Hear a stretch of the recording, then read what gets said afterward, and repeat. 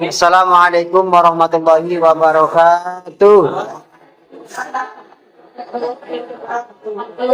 La hadratul Mustafa Sayyidina Maulana Muhammadin sallallahu alaihi wasallam wa ila hadrati abaihi wa ummati wa salim wa li kulli wa sahbihi kulli ajma'in wa tabina wa tabin lahum bisanin ila yaumiddin wa ila rajan ma'rifil Allah ta'alamnaha wa alamnaha lahumul fatihah.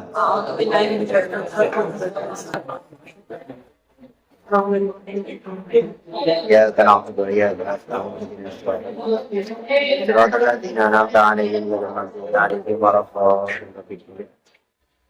Kaifal i'tiqadu bi mukhalafatihi ta'ala lil hawadisi ail makhluqat.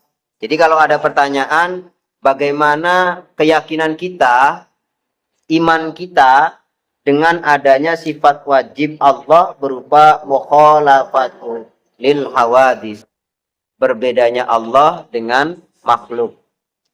Apa itu makhluk? Makhluk itu pengertiannya adalah ma siwallah, sesuatu yang selain Allah. Apapun bentuknya, manusia itu namanya makhluk, hewan namanya makhluk, pohon-pohonan namanya makhluk. Jadi karena pengertian daripada makhluk dalam hal tauhid itu adalah ma siwallah, maka kita wajib meyakini bahwa Allah mempunyai sifat wajib yang berupa mukhalafatun lil hawadis. Allah berbeda dengan makhluknya. Bagaimana jawabannya? Wa anna takida annallaha ta'ala la yushabihuhu syai'un wala fi dzatihi wala fi sifatihi wala fi af'alihi. Kita harus yakin bahwa Allah berbeda dengan makhluknya. Berbeda dengan kita, berbeda dengan pohon-pohonan dan lain sebagainya. Perbedaannya itu dalam bentuk apa? Dijelaskan. Perbedaannya itu satu, fi dzatihi, zatnya Allah, bentuknya Allah. Zat, itu namanya dzatiyah. Yang kedua harus berbeda fi sifatihi, sifatnya. Yang ketiga adalah af'alnya, perbuatannya. Artinya, kalau seandainya kita kan wujud, manusia itu ada, bentuknya ada, zatnya ada, kelihatan oleh panca indera. Maka Allah beda dengan itu. Maka mohon maaf, salah sekali kalau kita bertanya, Allah wujud, mana bentuknya? Nah, Allah itu mukhalafatun lil hawadis kok. Berbeda dengan makhluknya, kita wujud, ada bentuknya, Allah enggak. Makanya pertanyaan, katanya Allah wujud tapi kok nggak ada bentuknya, itu pertanyaan yang salah sebenarnya. Karena jelas-jelas kita harus meyakini bahwa Allah itu berbeda dengan makhluk. Jadi tidak sama. Kita ada bentuknya kita, Allah mawujud, tapi wujudnya Allah tidak sama dengan wujud kita. Wujud kita bisa dilihat oleh mata, wujud kita bisa diraba oleh tangan, oleh perasa dan lain sebagainya. Tidak sama dengan wujudnya Allah. Laisa kamitslihi syai'un. Wala fi sifatihi, Allah tidak sama dengan makhluknya dalam segi sifatnya. Mohon maaf, makhluk ciptaan Allah seperti kita juga punya sifat. Kalian, kita ini punya sifat. Kita punya sifat al-ilmu kan? Maha mengetahui kita ini kan? Cuma maha mengetahui kita itu terbatas. Kita tahu sesuatu yang tidak terhalang saja. Contoh, kita mengetahui ada yang di depan kita, di samping kita, tapi kita nggak tahu apa yang ada di belakang tembok. Kenapa? Karena pengetahuan kita, penglihatan kita juga terbatas. Nah, hal semacam itu tidak sama dengan Allah. Allah maha mengetahui segalanya, bahkan sesuatu yang dirahasiakan sekalipun. Bahkan sesuatu yang belum terucap, bahkan sesuatu yang ada di kerentek kita, Allah tahu. Itu perbedaannya. Wala fi af'alihi, yang terakhir, Allah berbeda dengan makhluknya dalam segi af'alnya, perbuatannya. Kita berjalan butuh apa? Kaki. Kita melihat butuh mata. Kita makan, bergerak butuh tangan. Kita hidup, bernafas butuh yang namanya oksigen, kan ya begitu ya. Jadi kita dalam kegiatan kita, dalam aktivitas kita itu tidak sama dengan af'alnya Allah. Allah memberi pahala, memberikan wahyu kepada malaikat Jibril. Napa jenenge af'alnya, tindakannya itu tidak sama dengan kita. Jadi ketika Allah memberikan wahyu kepada malaikat Jibril, bukan berarti Allah turun dari langit, turun dari arsy dengan berjalan, enggak. Makanya kalau rumusnya dalam tauhid itu, sesuatu yang ada di dalam kerentek kita tentang masalah Tuhan, tentang masalah Allah, itu laisa kadzalik. Jadi kalau seandainya hati kita kerentek, oh berarti Allah seperti ini, itu laisa kadzalik. Allah tidak seperti itu. Bahkan Allah tidak bisa digambarkan dalam hati kita. Gitu ya. Yang bagaimana kita mengenal Allah? Caranya adalah man arafa nafsahu faqad arafa rabbahu. Siapa yang bisa menguasai dirinya, bisa menaklukkan hatinya, maka dia akan tahu Allah. Akan tahu tuh Tuhan. Ini ilmu tinggi. Dan ilmu yang diajarkan oleh Syekh Siti Jenar yang dikatakan masdub itu. Ajarannya kan yang dikatakan sesat karena kalau dilihat oleh orang awam itu dia mengaku Tuhan. Man arafa nafsahu faqad arafa rabbahu. Barang siapa yang tahu hakikat dirinya, maka dia akan mengenal Tuhannya. Ini sebenarnya ilmu tasawuf benar. Kenapa? Karena Allah itu enggak ada di mana-mana, tapi ada selalu di hati kita. Kemanapun kita berada, apapun sikap kita, itu mesti dalam hati kita ada Allah, Allah, Allah. Betul nggak? Kenapa? Oh, baterainya tinggal sedikit, ya. Nanti kalau mau pulang bilang ya. Di bawah nggak apa-apa, duduk di bawah. Duduk di bawah nggak apa-apa. Bisa diam di situ. Bon, jadi ada sesuatu yang harus berbeda dengan makhluknya dari Allah. Ada 3. Apa tadi? Zatnya, sifatnya, dan pekerjaannya, af'alnya. Ini harus berbeda. Dan itu adalah sebuah sifat yang wajib Allah miliki. Sehingga mustahil Allah mempunyai sifat yang sama dengan makhluknya. Allah mustahil mempunyai zat yang sama dengan makhluknya. Allah mustahil mempunyai af'al, mempunyai pekerjaan yang sama dengan makhluknya. Kenapa? Karena ini. La yushabihu syai'un la fi dzatihi wala fi sifatihi wala fi af'alihi. Nah, sekarang penjelasannya satu-satu.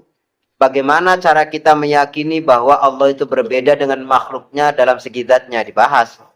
Nah, sekarang penjelasannya satu-satu. Kalau tadi kita harus meyakini bahwa Allah mempunyai sifat wajib berupa mukhalafatun lil hawadis, berbeda dengan makhluknya dalam segi 3, berbeda dengan makhluknya dalam segi zatnya, dalam segi sifatnya, dalam segi af'alnya. Nah, kita jelaskan satu-satu bagaimana maksudnya Allah berbeda dengan makhluknya dalam segi zatnya.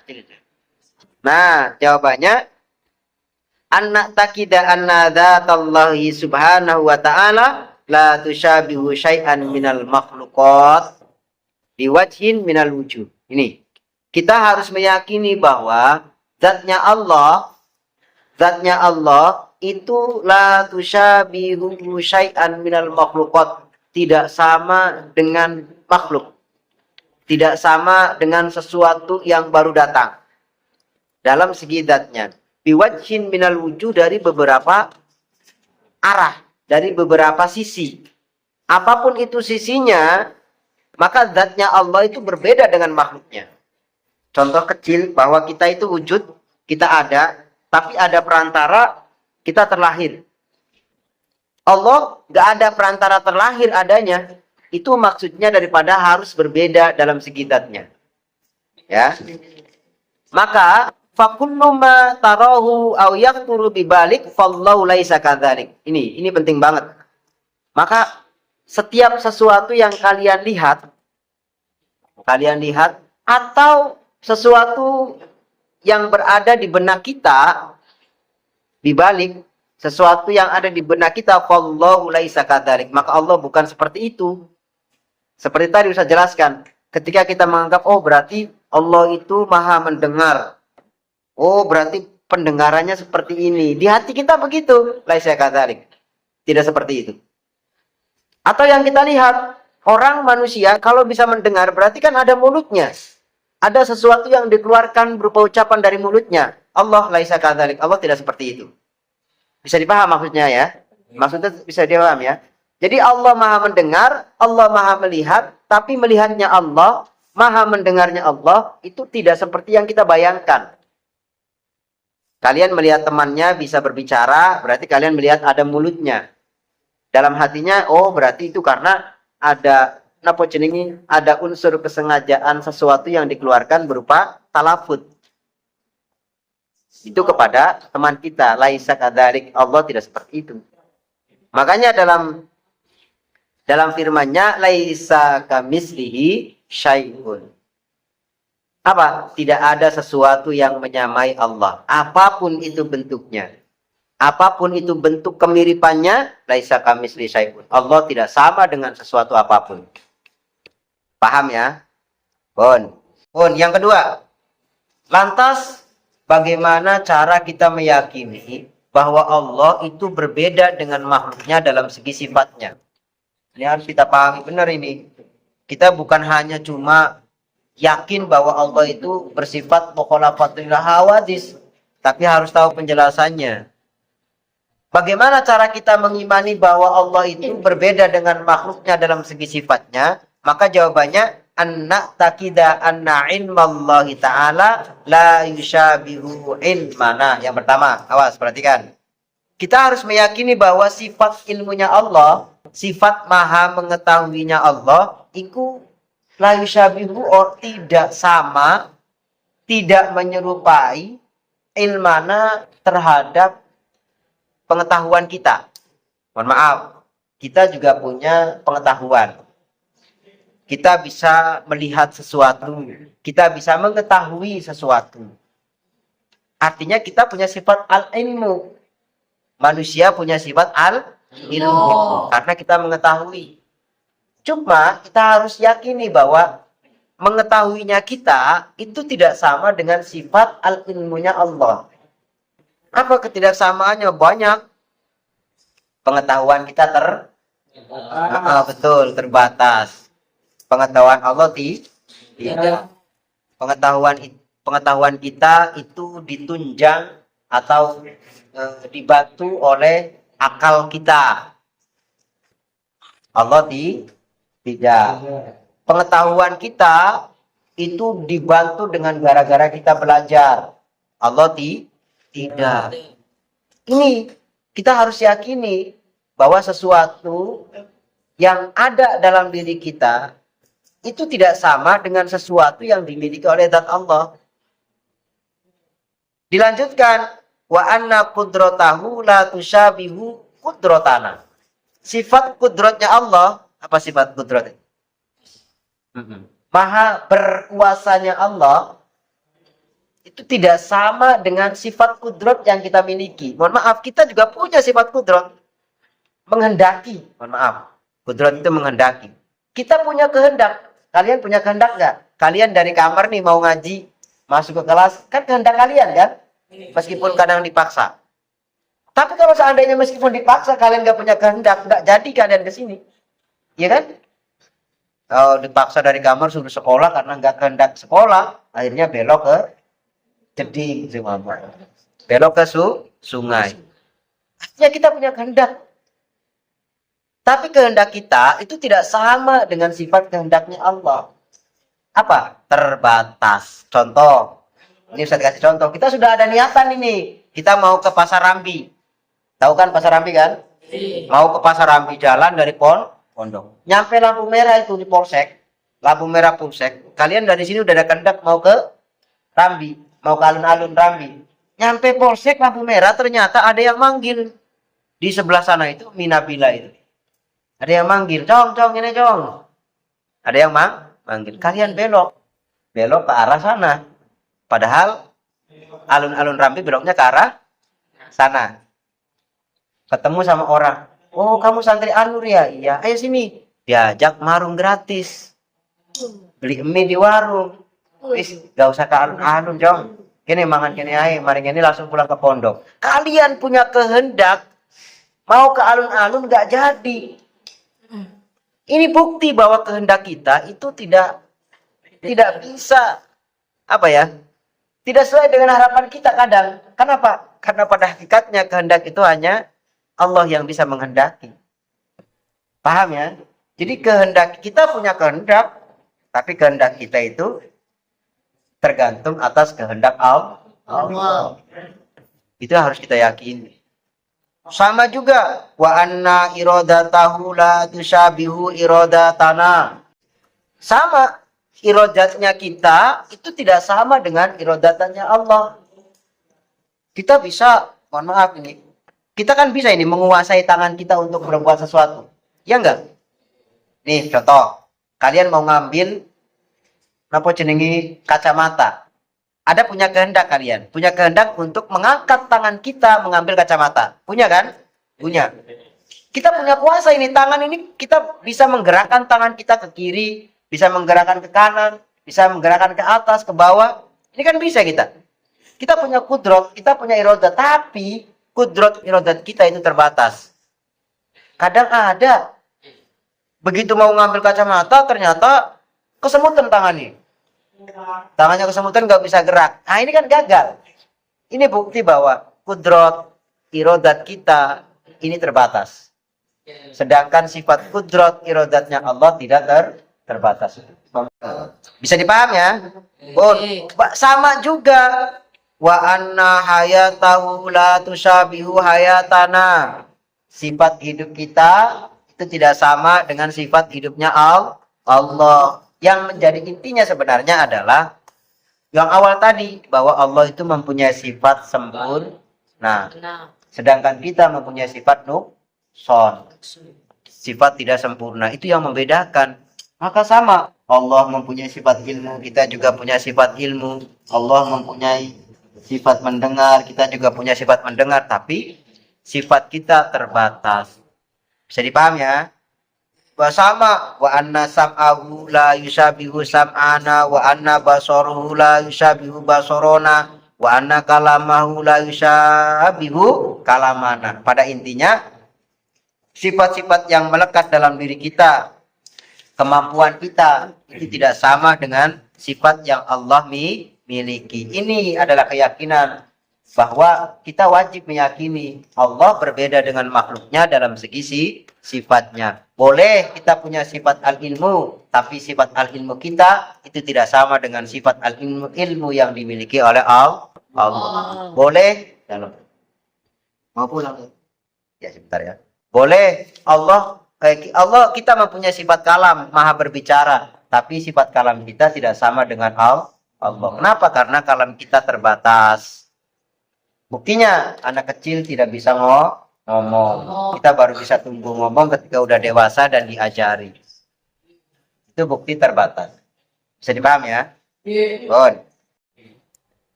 Pertanyaan terakhir tadi,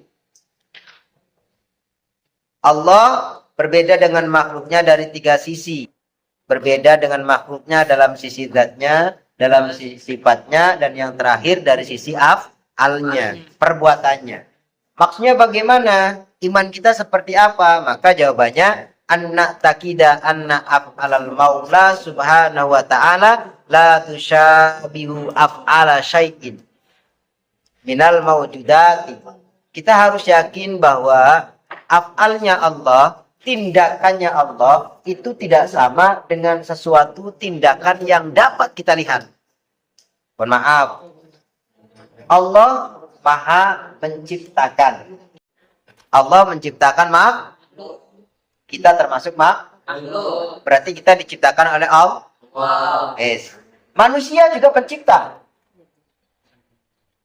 Bangku ini adalah hasil karya, hasil ciptaan dari manusia. Tapi manusia, cara membuat bangku itu tidak sama dengan Allah menciptakan kita.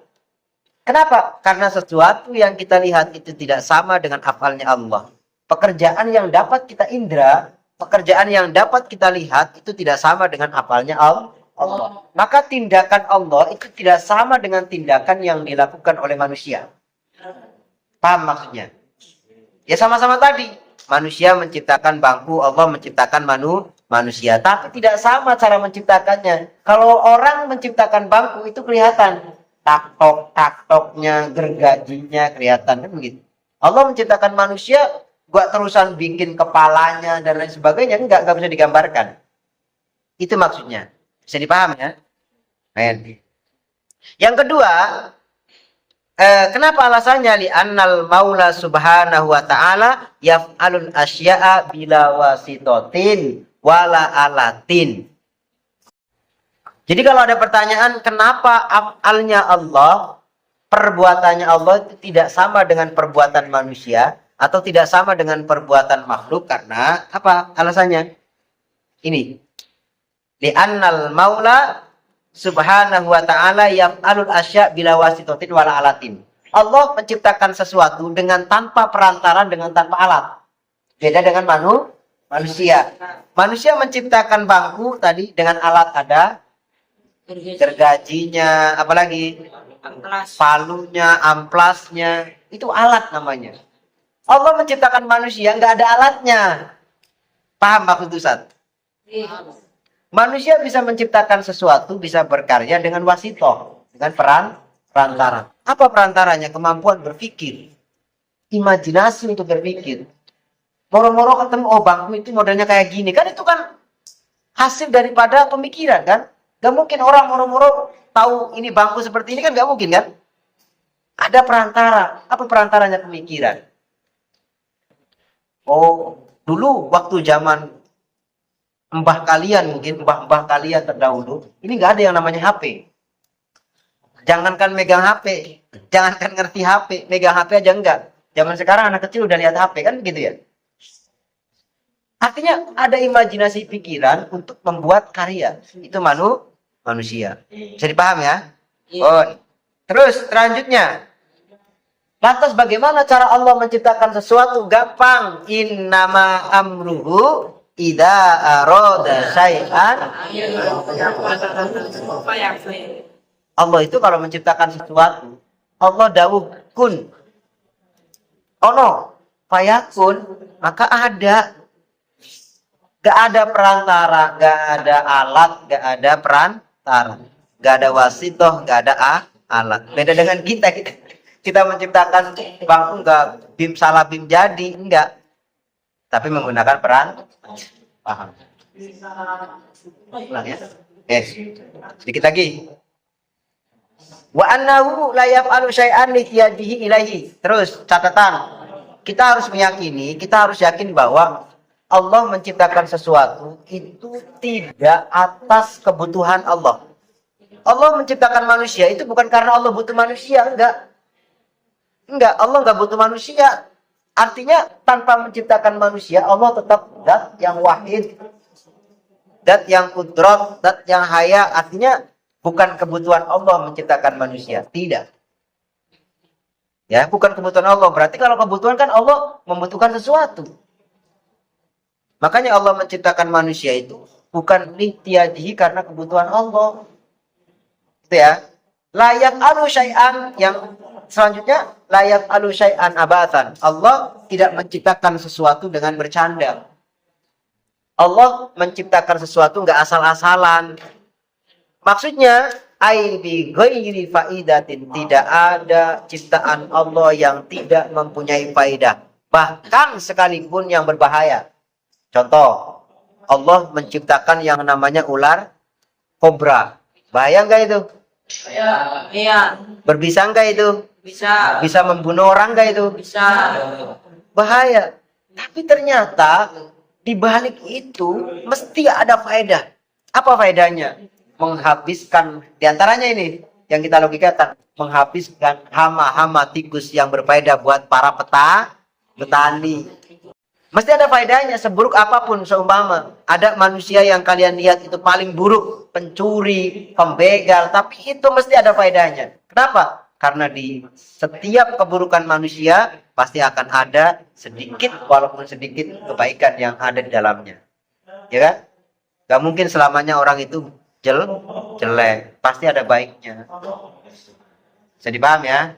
Pun yang terakhir, li'annahu subhanahu wa ta'ala hakimun. Karena Allah adalah zat yang bijaksana. Maka zat yang bijaksana tidak mungkin menciptakan sesuatu dengan tanpa tujuan. Sama dengan orang. Orang kalau sudah bijaksana, memutuskan hukum, menciptakan hukum, membuat sesuatu, pasti ada faedahnya. Berbicaranya pun, orang yang bijaksana pasti berfaedah. Begitu juga dengan Allah, ketika menciptakan sesuatu, karena Allah maha bijaksana, maka setiap ciptaannya Allah pasti mempunyai faedah. Itu ya, mudah-mudahan bermanfaat. Kurang lebihnya mohon maaf. Kata Ihdinas Shiratal Mustaqim. Assalamualaikum warahmatullahi wabarakatuh. Waalaikumsalam.